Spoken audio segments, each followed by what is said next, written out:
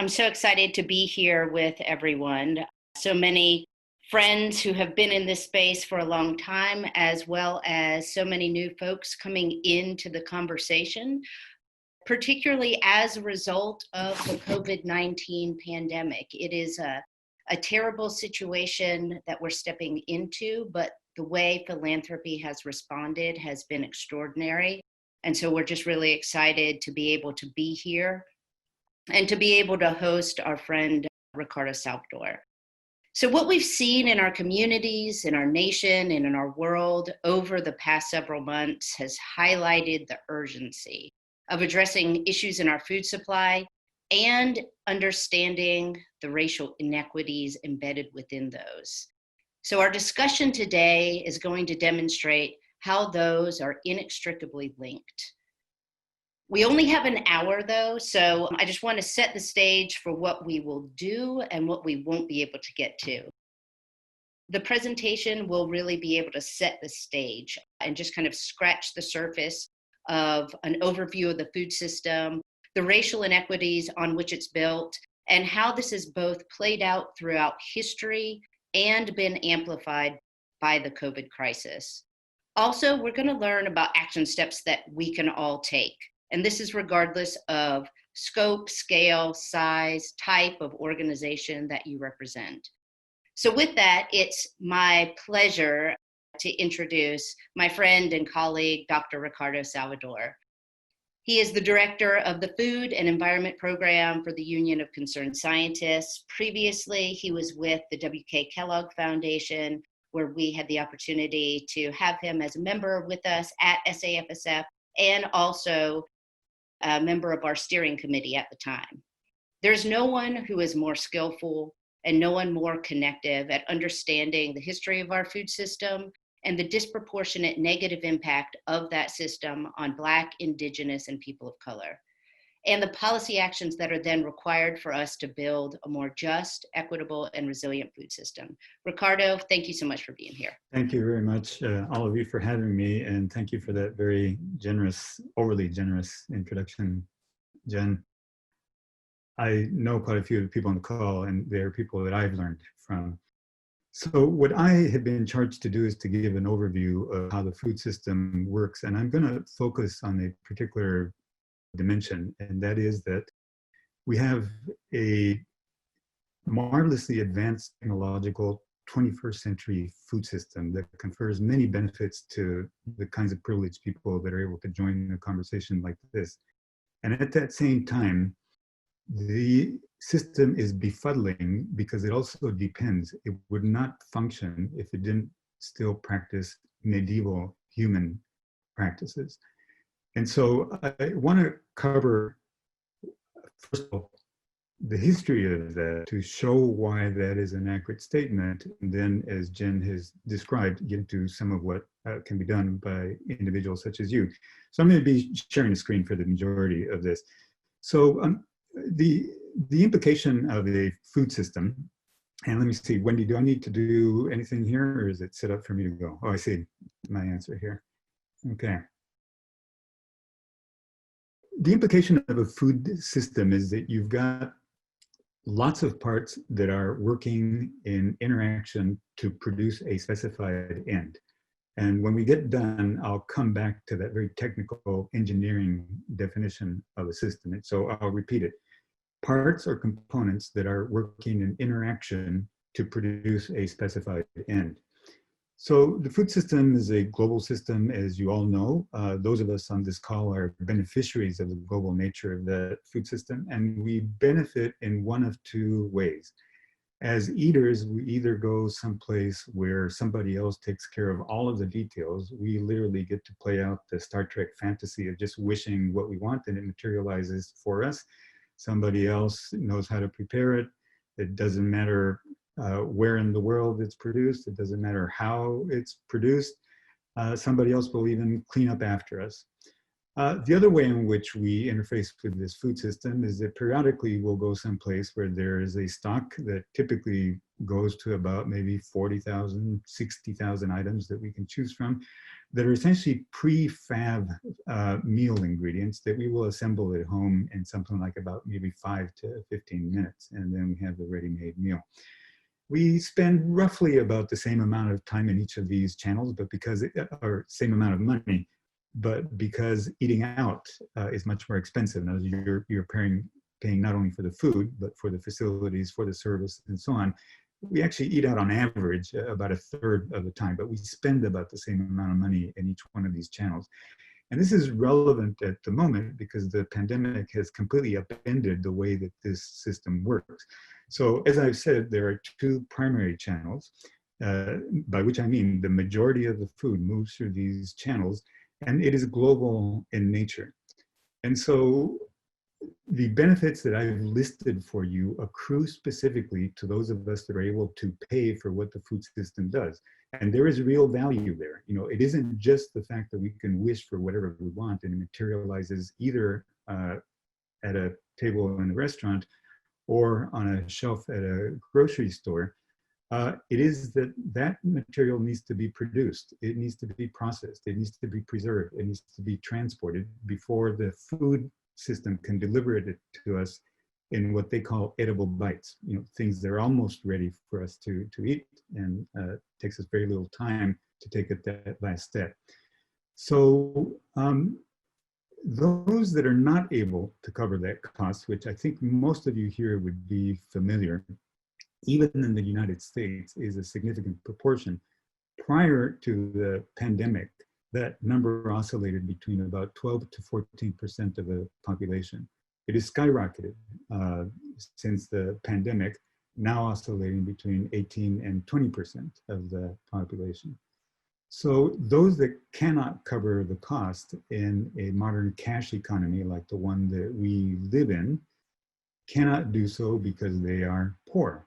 So the question is not if you are hungry or not able to partake in the benefits of this system, why isn't there sufficient production? Far from it. Agriculture, or the production function of this food system all over the world, is in crisis because of overproduction, surplus, and low prices to farmers.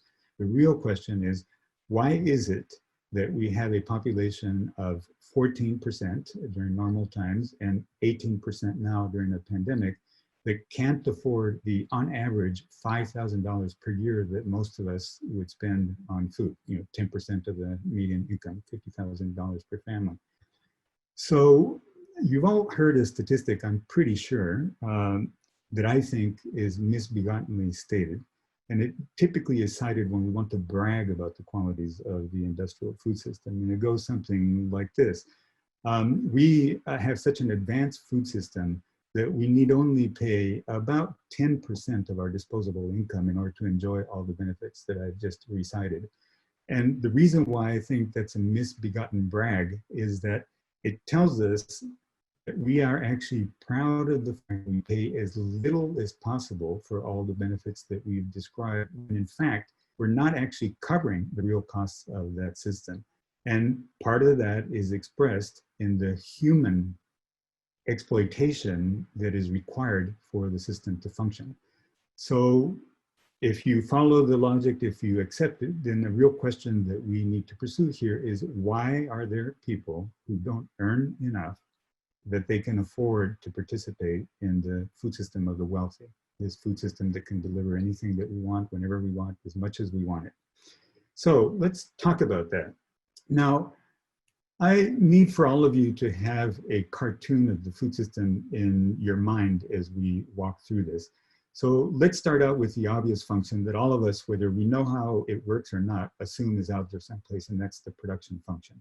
That is obviously linked to all of us, eaters interacting with that system in the way that I just described. And so you can well imagine that what links then is a complicated system of logistics that coordinates where things are produced, where they're going to be consumed, and then the transportation and storage or warehousing capacities that allow for that material to be transported and delivered in what the industry calls just in time, with minimum amount of storage, you know, therefore minimizing the need for rental space and the retail or the real estate aspects of it. But there's actually quite a bit in between these two levels, and I just want to focus on that production level that you're staring at. From the standpoint of the food industry, the production concept, when you hear it, is very different from what they see. Because of the way that food is delivered in these edible bites, as I described, the food itself is actually incidental. It's a trivial expense to the food system to actually produce that. The single largest expense of the food system is, first of all, their publicity, their marketing, getting into your head the idea that you want to purchase a particular thing. And then the second highest cost comes in the packaging and the transportation. So you have a list across there of what they see as production. So, you may think that farmers, those that generate the agricultural products themselves, are the key feature of this, but in fact, they're just a component. All of you are familiar with this from the fact that when you go to a grocery market shelf, if you grab something like a box of cereal, you may be paying $4 or $5 for that. And the actual value of the grain in that cereal box could be as little as a nickel. And so that price of that cereal box is reflecting to you where the real value is that the food system is adding. So I want you now to focus on where we get these things. Obviously, agricultural production takes place on the land. Minerals, resin, plastic, you need the basic materials to manufacture these industrial items. Those come from the land. We dig for them, we excavate for them, we mine them. The fibers and the packaging, these come from cutting down trees or growing crops that are specifically for this purpose. The energy is coal or petroleum, it comes from the land. And so the clear thing about production is that it is squarely in the extractive layer of the economy, the primary sector of the economy. Now, let's go to what happens with these materials. There are companies that you would know by names as Cargill, ADM, Bunge, and so on, that buy these materials and begin to turn them into the ingredients of the, by and large, highly processed food system that all of us are familiar with. At the very least, things tend to be preserved, even if they look somewhat like they do when they come out of the field when you interact with them. But there's a whole lot more processing that goes into them, so this is where that begins. And then there are the actual brand labels that you are familiar with, where things are actually manufactured, usually under imprints. There are much larger companies that you don't really know by name, but they have private labels or their own brands under which they sell. And those are the ones that you're familiar with, Del Monte and Kraft and names like that. And then there's a complicated web by which that gets to the two channels that I just described to you, distributors, you know them as Cisco, US Foods, and so on, that actually transport this material all over the place to the venues where they're actually going to be sold, and then the brokers that do the actual negotiating for the quantities of the food that is being distributed via the retail or the food service. Those are the two channels that are essentially the funnels that direct all of that food to the place that you and I interact with them. The majority of people work in those last two layers of the food system, retail and wholesale. About 50% of about 21.5 million people work in that sector. By the way, in the United States, this whole scheme that I'm representing for you is worth a little bit than $1 trillion, and globally it's worth approaching about $5 trillion. So it's a very significant economic sector. About 50% work in that retail and wholesale sector, about 30% in that middle processing and manufacturing, and 20% are involved in that production sector. The exploitation exists all across that sector, and we're going to get into that in just a little bit. So here's the cartoon of the food system that I want you to hold in your mind as we go through this. So I asked the question, how is it that in a rich country, we can have people that are so poor that they cannot afford the benefits of a bountiful, logistically sophisticated, technologically advanced system like the one that we just reviewed that has reach all over the planet and can drop a kiwi fruit on my head. It is that precise. There's nothing broken about it. If I can afford to pay for it, it performs wonders. When it doesn't perform wonders, it's because I don't have the money to make it perform for me. So let's talk about that a little bit, and we necessarily have to talk about poverty. So here are the demographics of poverty by race and ethnicity in the United States.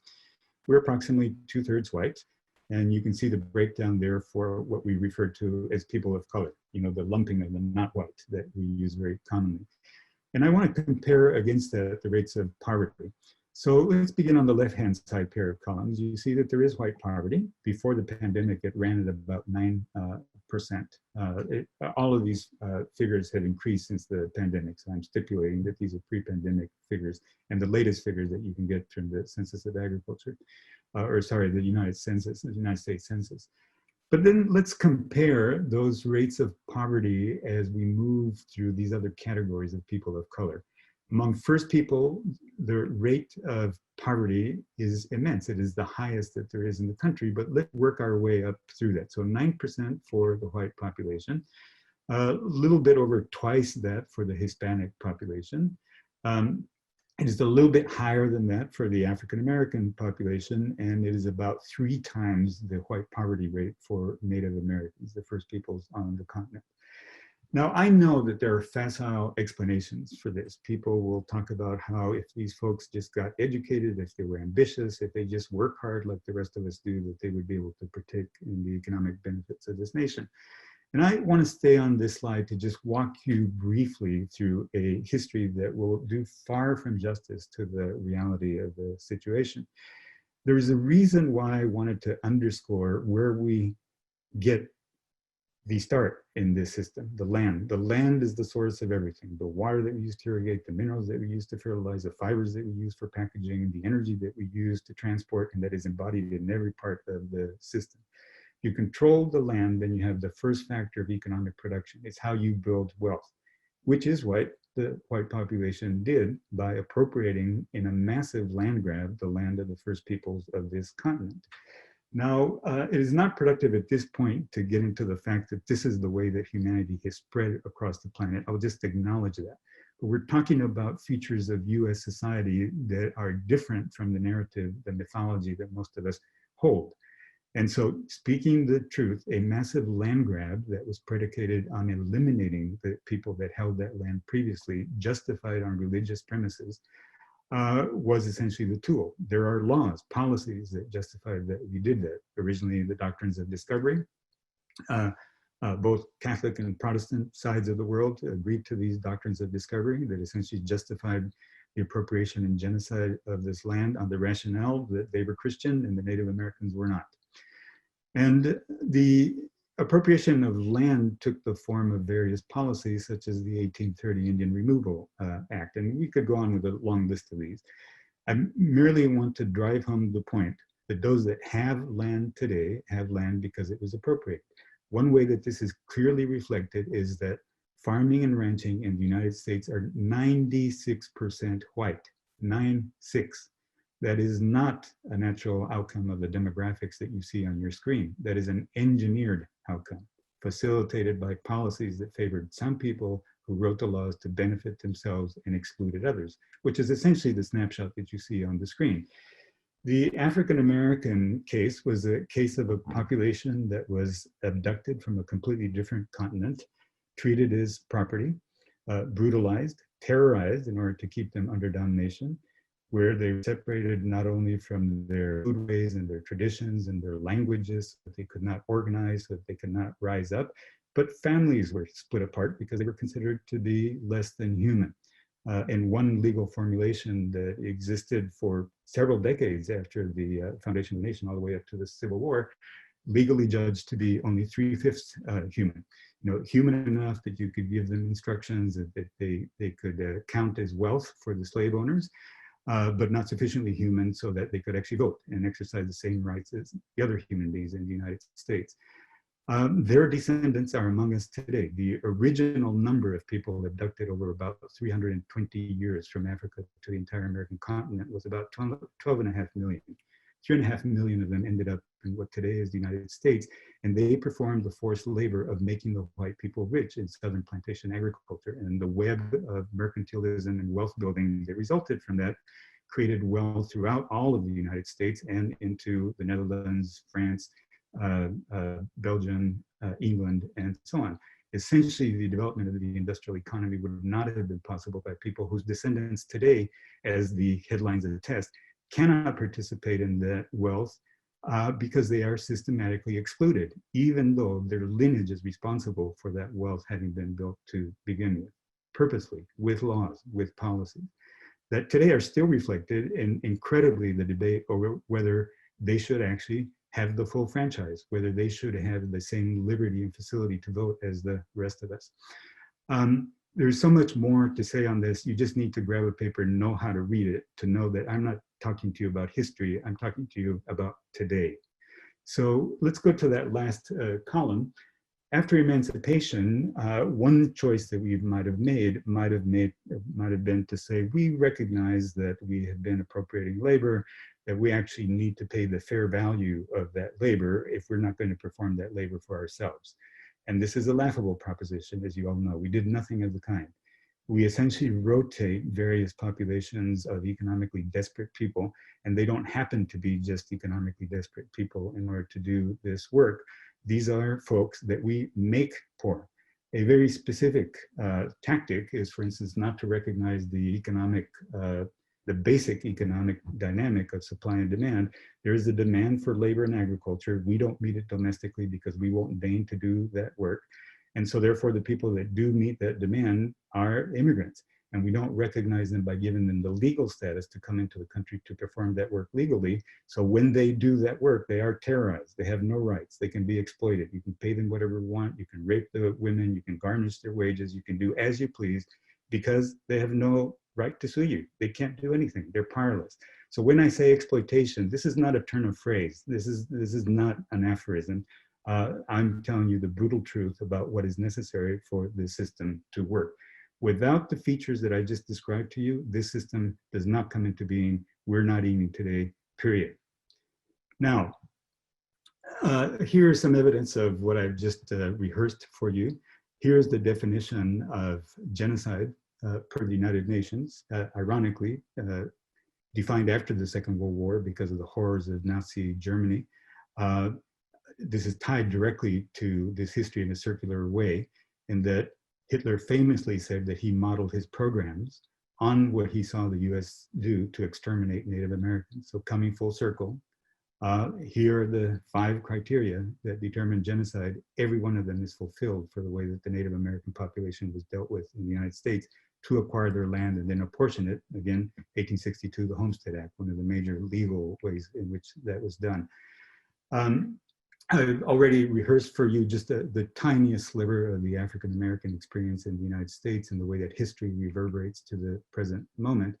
And similarly, as by law, the president was forced to do by the major meatpacking companies, we recognize that individuals such as these working cheek by jowl on lines that are moving at lightning speed were forced to show up to work without adequate protections on the pretense that this was so that we could have access to our bacon and to our chicken thighs, when in fact what was at play was the share value of these companies. They'd been exposed to a great deal of liability because of the disease that was blossoming in their plants. So by making these workers essential and removing that liability, then these companies continue to assure their profit. And there's more to say about that, but these are just examples of the statement that Jen made in her introduction about how this system is inherently, structurally, purposefully exploitative. And so one way of summarizing this history and United States history, the stuff that is actually rending this country asunder right now in all of its politics, not just within the food system, is that some of us created this food system exploiting other people for our benefit. One way of repeating this without mincing any words is that what you see on your screen right now is essentially the roadkill on the way to creating the modern food system. These are not accidental outcomes. The people that you see in the right 3 columns, these are not the unfortunate. These are not the underserved. These are not the disadvantaged. These are people whose lands were taken from them, who were victims of genocide, who were brutalized, treated as animals, and to this day continue to be exploited.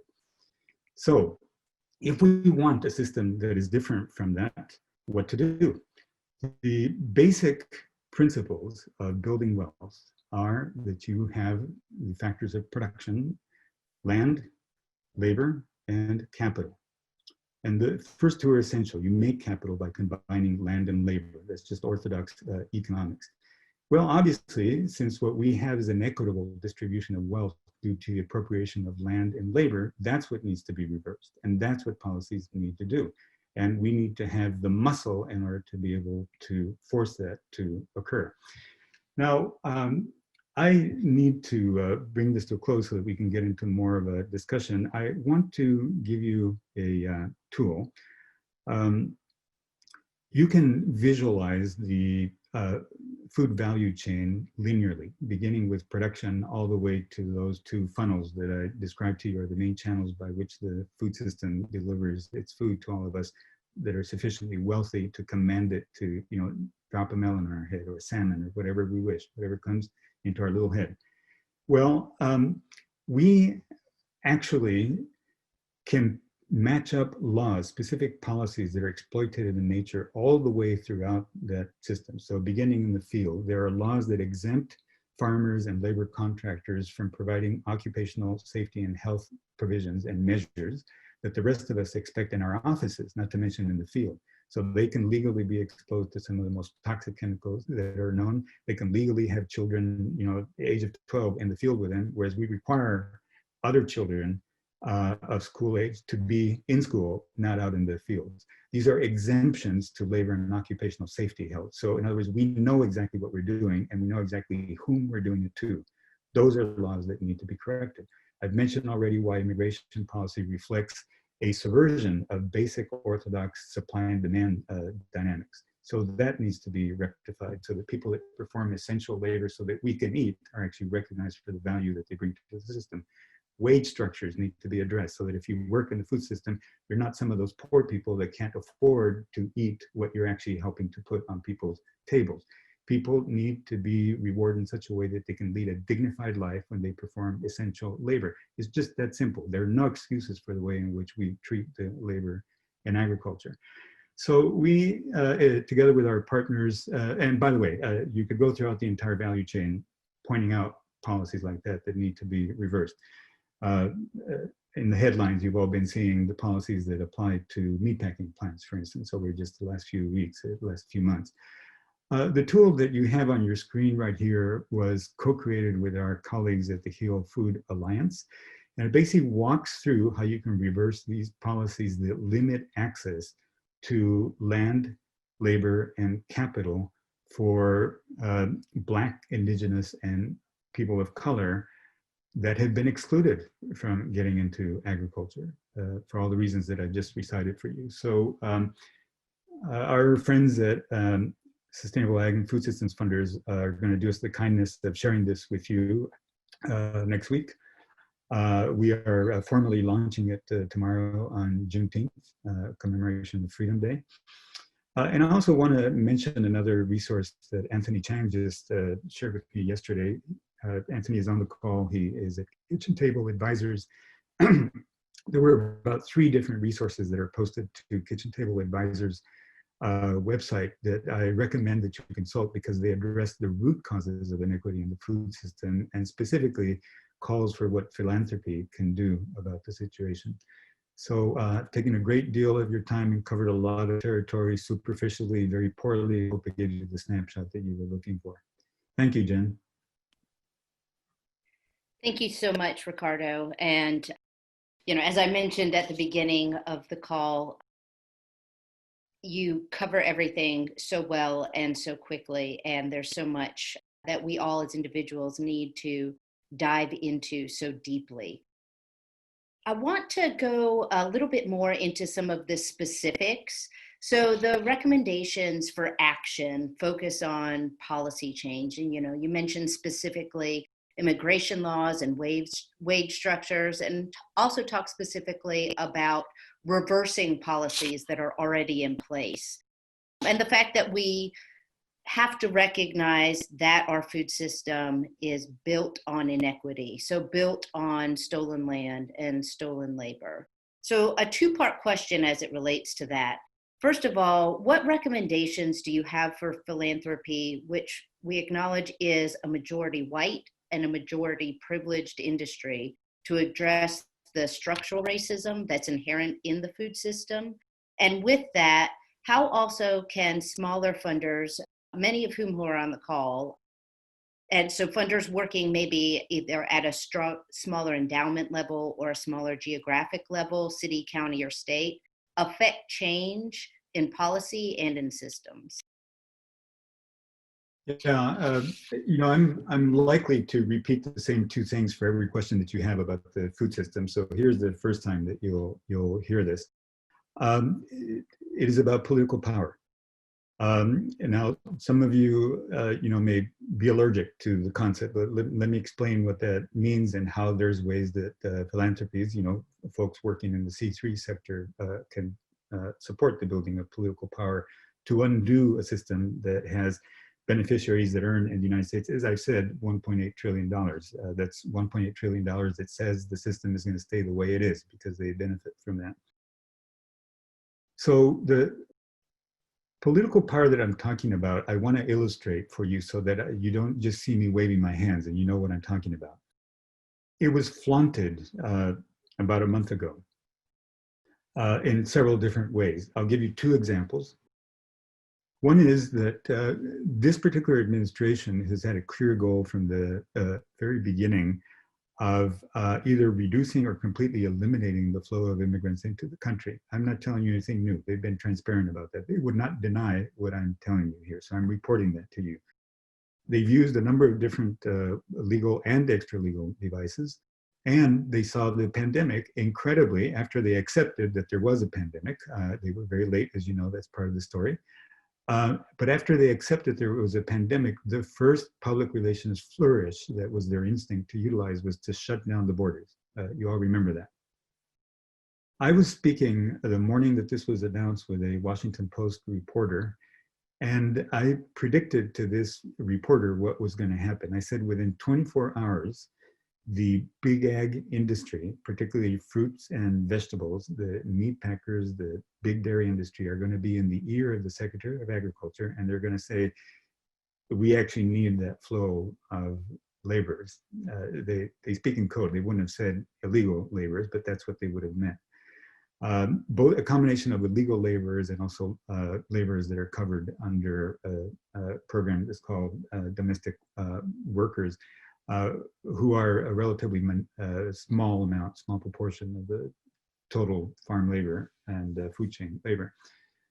And that came to pass. Within 24 hours, an exception was made to shutting down the borders to allow agricultural labor into the country. Now, mind you, this was not, we're making this exception because you're essential and we're going to test you to prevent spread and we're going to protect you so that you don't become infected. It was just, if you're doing menial labor in the fields, we can't do this without you, you can come in. And for the rest, we'll pretend that we're, following public health guidelines. That was one way in which the power of these groups was flaunted. The system works for them. They just got on the horn, talked to the Secretary of Agriculture and said, you need to fix this. The second way in which this was flaunted was through a phone call to the Chief of Staff at the White House, Mr. Mark Meadows. The phenomenon that I described to you around meat packers and the crisis that they were facing when it was clear to investors that by continuing to force workers to come to plants that were the ideal place for spread of COVID, they were essentially going to create blooms of the pandemic, which in fact what has been happening. They saw the legal liability to as investors and said to the company, we're divesting. They started to sell their shares. Their share values dropped by about a third. They plummeted. So alarmed not by the harm to workers, not by the fact that production was dropping and that supply was going to be affected, they were worried about their exposure. And so what they did, you'll all recall that President Trump has been noticeably recalcitrant about using the Defense Production Act to respond to the pandemic, except in that particular instance, when his friends in the meat industry, particularly Tyson and Smithfield, said to him, we need you to protect us, and specifically to protect us against liability, make these workers essential so that they have to report to work, and we're not going to be liable for what happens because people need their bacon. The president responded. That's political power.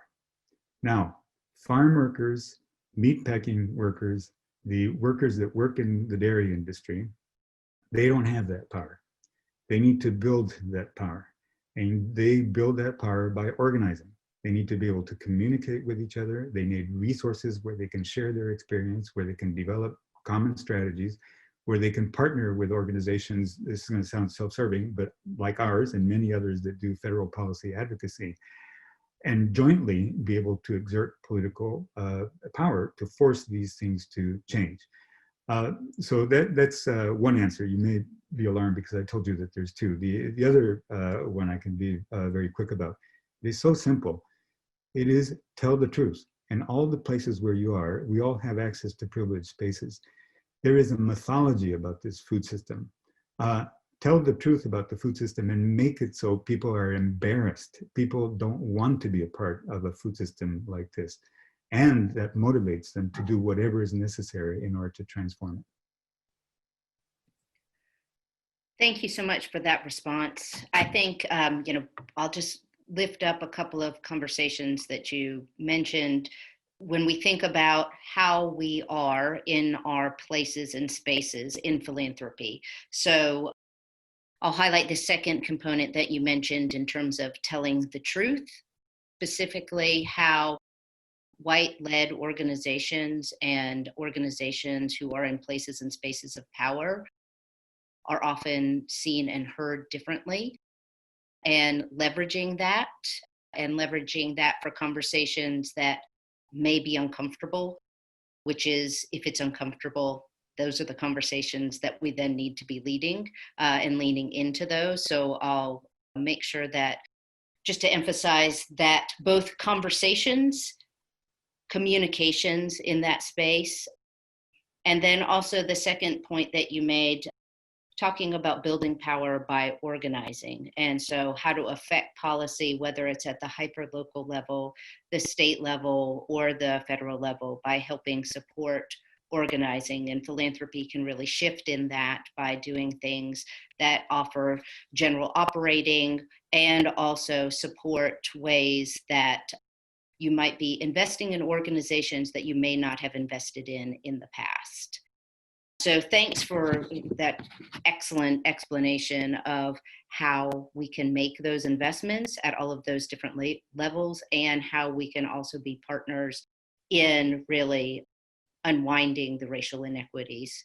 I want to shift just a little bit and talk about consumer behavior during the pandemic, because, as you presented the graphic to us and spoke specifically about supply chains and how those have been disrupted as a result of the pandemic, what we've seen in our own communities and in our own states and with some of our partners throughout agriculture is that people are seeking out local and regional suppliers to feed themselves and their families. One of the conversations, though, that we have had is that, when the grocery store shelves are full again, and will we resume back to kind of those normal behaviors of, oh, I can just get it. I can have the kiwi dropped on my head wherever I am, as long as I can afford it. So thinking about how we are investing in the food system, how might funders build resilience into this food system beyond the current pandemic to support local and regional food systems from an equitable perspective? Yeah, this is a question that to food system specialists is around infrastructure. And I think anyone that's been keeping up with the story since the pandemic struck, since everyone experienced the shortages that occurred in grocery stores, has been exposed to the notion that we have a very specialized system of distribution. Those two channels that I mentioned operate on completely different tracks with very specialized packaging, very specialized amounts, labeling, and so on. So that the system cannot react very quickly to shocks of the nature of the pandemic. Because science tells us that these kinds of zoonotic diseases are very likely to actually increase in frequency. The very one that we're still working through at the moment may actually be with us for the foreseeable future due to mutation of that virus. And so the food system needs to be resilient to deal with the fact that we're trying to reinvent the way that the entire food system makes this material flow.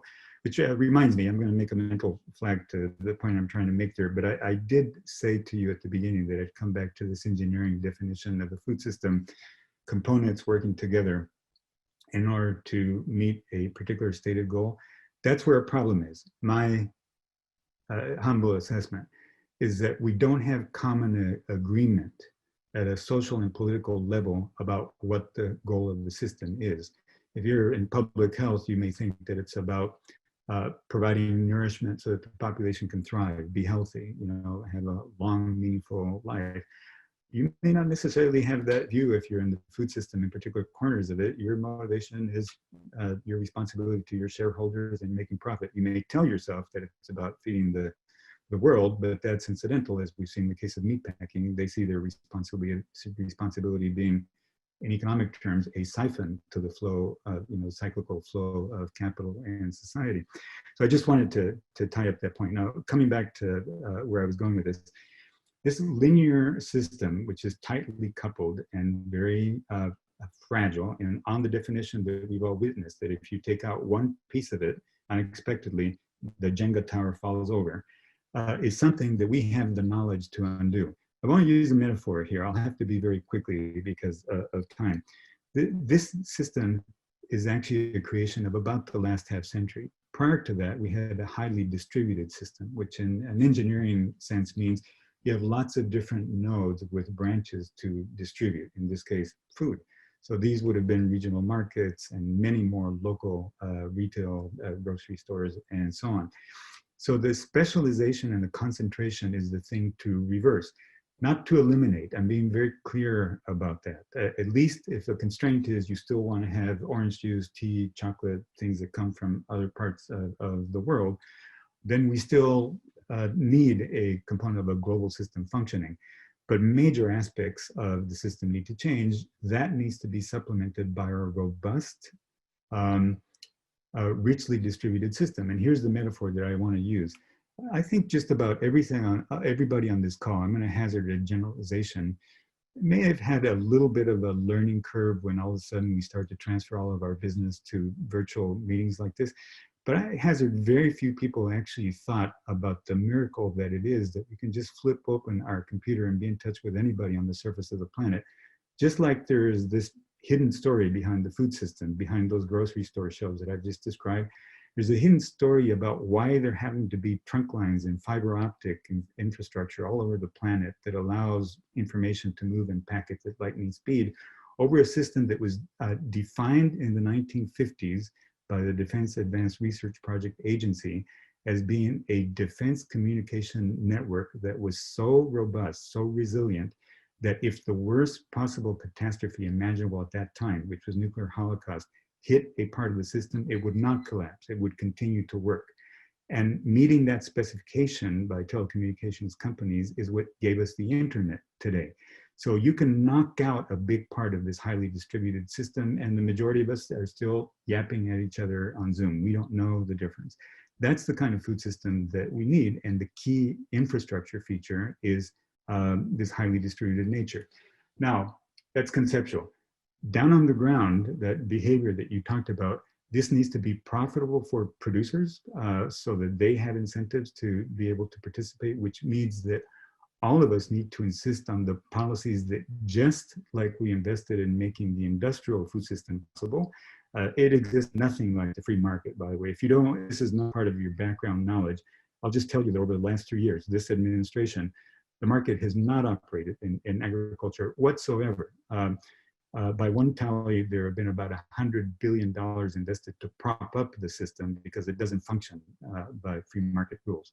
For instance, under free market rules, the business model of Tyson's should have caused them to fail because of the pandemic.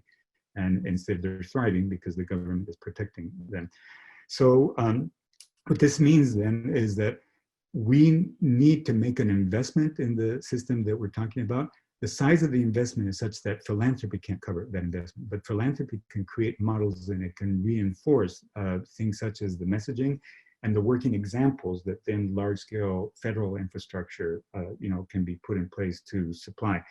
The most important thing that all of us need to do is to realize that when we're buying a tomato or we're buying a salmon, we're not just buying a tomato or a salmon. We're condoning the way that that was produced. If it exploits people in nature, we're condoning the way that people in nature are.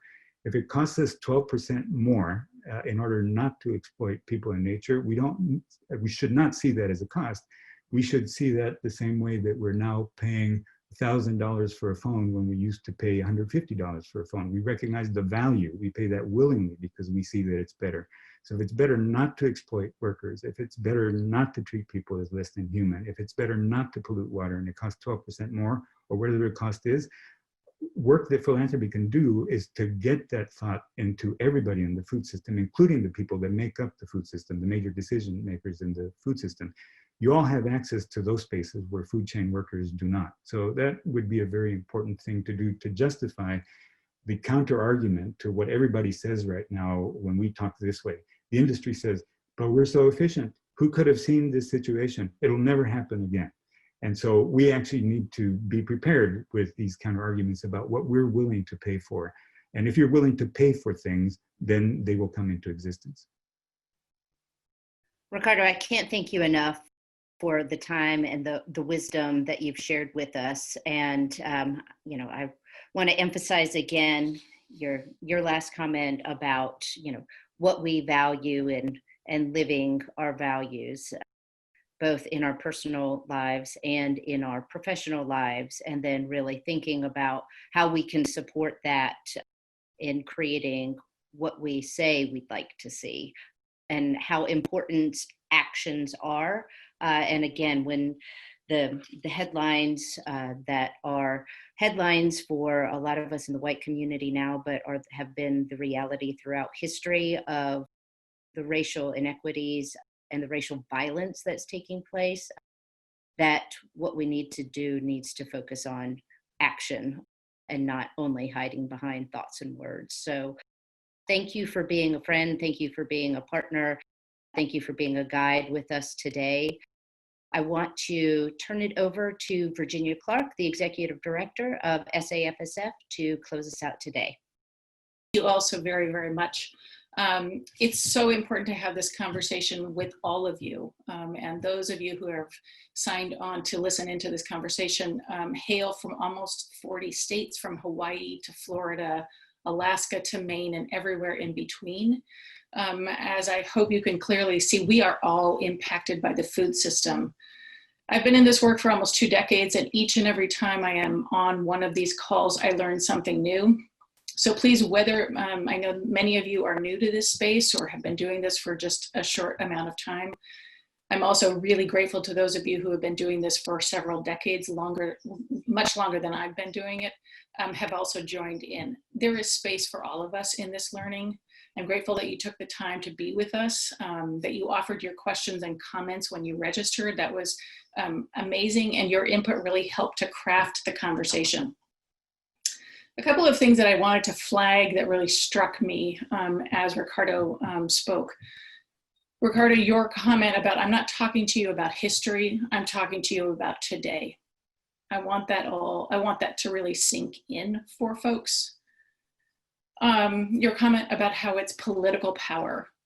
And from where I sit, if philanthropy, with the vast resources that this sector represents and controls, if philanthropy can't step into its political power, who can?